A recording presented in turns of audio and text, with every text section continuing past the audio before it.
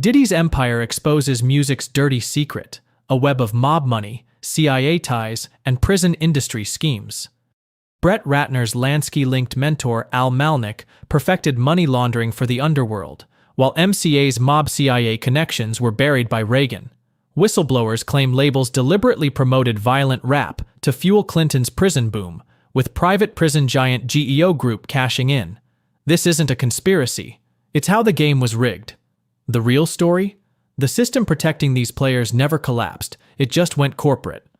Let's watch more clips from the interview. And then oddly, around the same time, James Packer buys this property neighboring Mar-a-Lago in Florida that had previously been reserved for like the Secret Service and close friends of the Trump family. So interesting that a major figure in the Netanyahu corruption trial, who became Netanyahu's neighbor, and that's part of what the charge is about, is now kind of repeating the same thing. And one of the reasons I think Brett Ratner is really interesting and his team up with Russell Simmons is interesting is because Brett Ratner is very much involved with sort of the heir to Mayor Lansky, Al Malnick, who's this Miami businessman